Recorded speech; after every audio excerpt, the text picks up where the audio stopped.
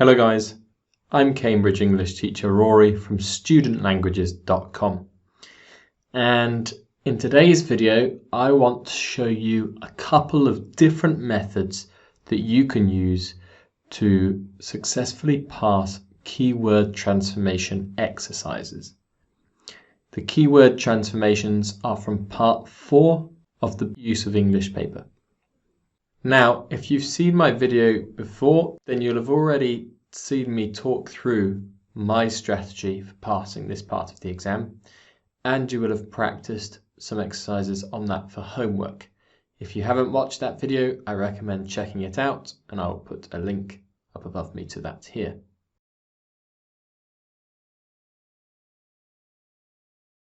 So what I'm going to do in this lesson is I'm going to compare my method with another method, and I'm going to show you how to use both of these methods with a couple of practice questions. So hopefully this video will be really useful for you. You can see which method works better for you, and then practice before you get in the exam to get quicker and to make sure you get 2 marks correct for each question. I will also add this video into my Use of English video course, and I will put a link to that course below this video.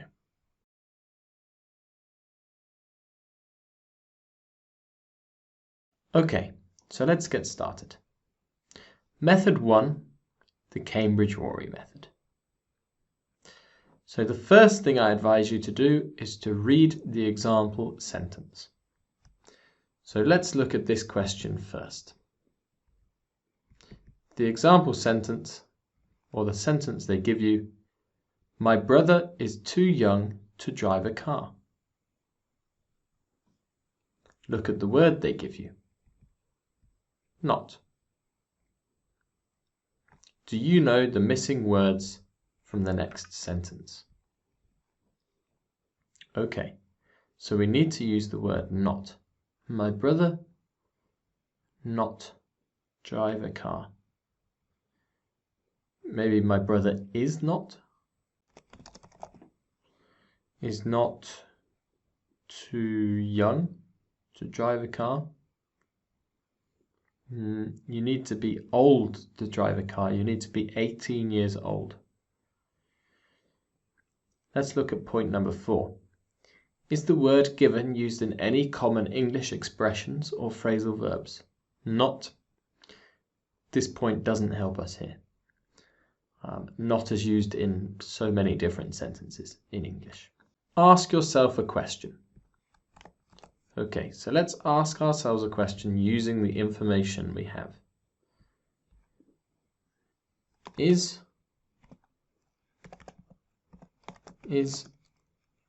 my brother too young to drive a car? Okay, and the answer is yes. My brother is too young to drive a car. But in this one, we've got not, so we need to make this negative. And if we said, my brother is not too young to drive a car, what does this mean? My brother is not too young to drive a car. Doesn't really make sense. We need to think, you don't need to be young to drive a car, you need to be old to drive a car. So what about if we said is not too old to drive a car? Is that better?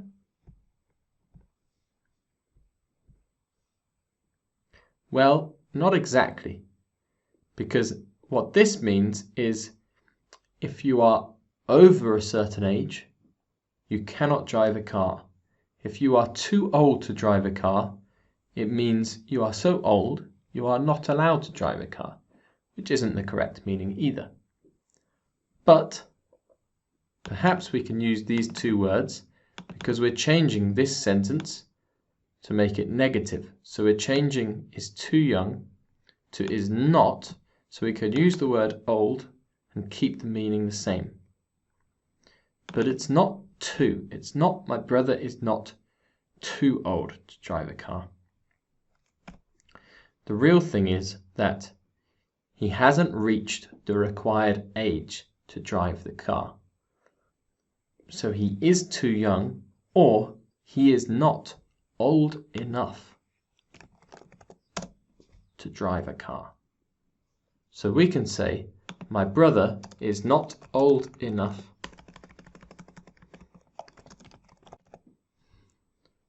to drive a car. And let's check the overall meaning. My brother is too young to drive a car. So let's say you can drive a car, but only when you are 16 years old. My brother is not old enough to drive a car. Okay, so he cannot drive a car because he is not 16 years old, for example. So these two sentences, the example sentence and my sentence, now have the same meaning.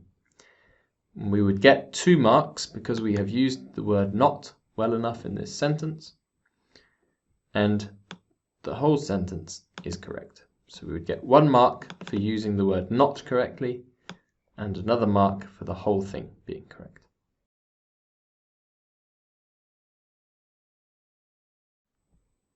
Okay, now let's have a look at method 2, which I call the crisscross method. So, step 1, read both sentences. So let's try this with the first example. I'm getting bored here. Let's go to a different place. I'm getting bored here. Why else? Question mark. So it's a question, which is interesting. This one isn't a question. This one is a question. Step 2, cross out, duplicate information. Okay, let's do this from both. That's important. I'm getting bored here is in this part, and it's also in this part, so that is duplicate information. Let's cross them both out. So now we have let's go to a different place, and why else, and the word we. Why? Have you ever seen a question similar to place using the word else? I have, and that word is somewhere, somewhere else. So, why? Normally in questions that begin with W, or W questions, we would say why and then the verb. So a typical verb could be do, or maybe it's negative, don't. And then, in these questions, the next word tends to be the subject. Why don't we? Or why do we? Then, we now have the auxiliary verb and the subject, and in a question we need to have a proper verb after it, or a main verb after it, which in this circumstance would be the verb go.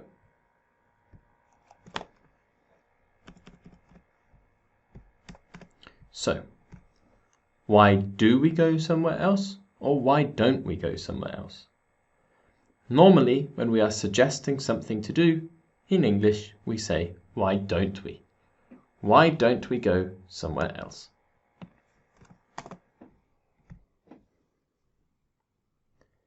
And that is the correct answer. We have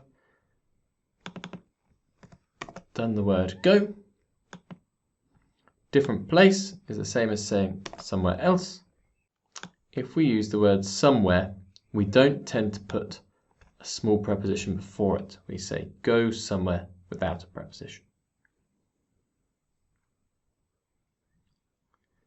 So this suggestion, why don't we go somewhere else, is the same as saying let's go to a different place.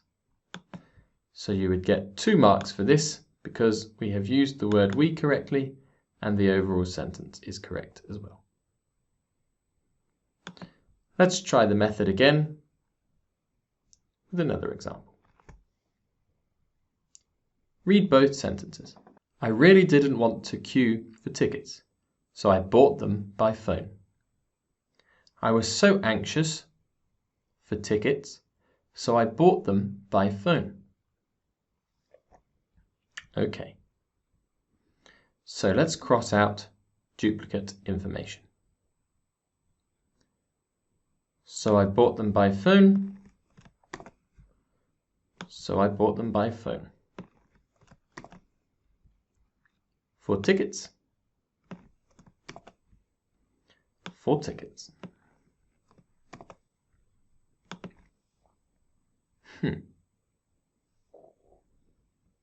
We have the subject I here and we have the subject I here. And we need to use the word avoid. So we need to say didn't want to queue using the word avoid.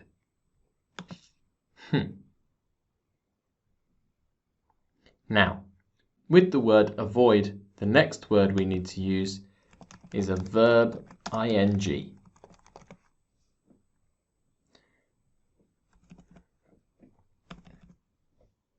And this is why when you do keyword transformations in the exam, you need to have had plenty of practice beforehand, and you need to have studied phrases, collocations, expressions before the exam. Because this is an example of a collocation which you will only know if you have studied these beforehand. And if you want a good book with lots of vocabulary that might come up in the exam, then I will put a link here for you and in the description where you can find a good course book. I will even put a link in the description above me where you can see me reviewing this course book in a video. Anyway, avoid is with a verb ing. So what is the main verb in this sentence? Want or queue? Well, we want to avoid queuing, not wanting.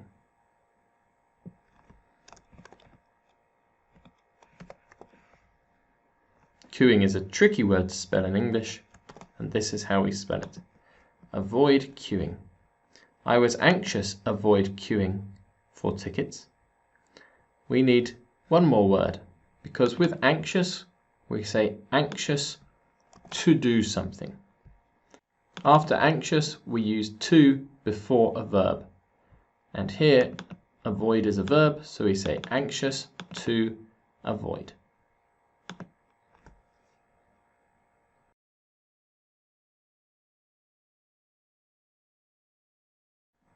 Okay, so these are two different methods. And you need to use these in combination with studying collocations and phrases, as I said a minute ago. But perhaps we could come up with a third method. Perhaps we could combine the two and use this crisscross out method with asking ourselves a question and thinking about the expressions and the phrasal verbs and the collocations. We should also try to identify the type of word in the question. So here is method 3. The perfect method. 1. Revise collocations, expressions, and phrasal verbs before the exam. 2. Read both sentences. 3. Cross out duplicate information. 4. Identify what type of word they give you. Is it a noun? Is it a verb? Is it an adjective? Is this word used in any common collocations, expressions, phrasal verbs? 6.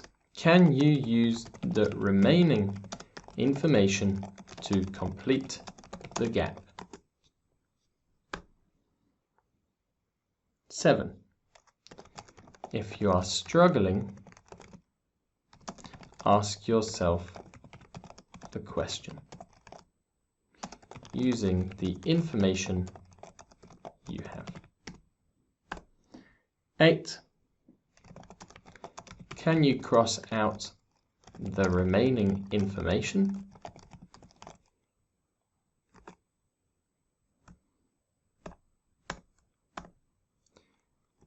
Is the overall meaning correct? Now, there are many steps to this method, and so it can take a long time to get this in your head, which is why practicing is so important, and I will be making a lot more of these keyword transformation videos to help you along the way. And what I will do is I will make another video, my next video, using the perfect method. And you can do it with me to see if it's correct. And I will use this method to complete these questions, which I will set you as a homework task. So try to complete these questions, and in my next video we will have a look at how I use this method to complete these questions. Okay guys, so I really hope you enjoyed this video and found it useful. I hope one of these two methods worked for you, and if not, then I hope that my new, perhaps the perfect method, will work for you, and let's try it together in my next video. Or right now, you can try it for homework using the questions that I put up on screen a few seconds ago. So thanks for running through this video with me. Thanks for watching. When you watch my videos, it helps my channel to grow, but it also helps my channel grow, and it helps more students find my work if you like my videos and if you subscribe to my YouTube channel. So I would really appreciate if you did that.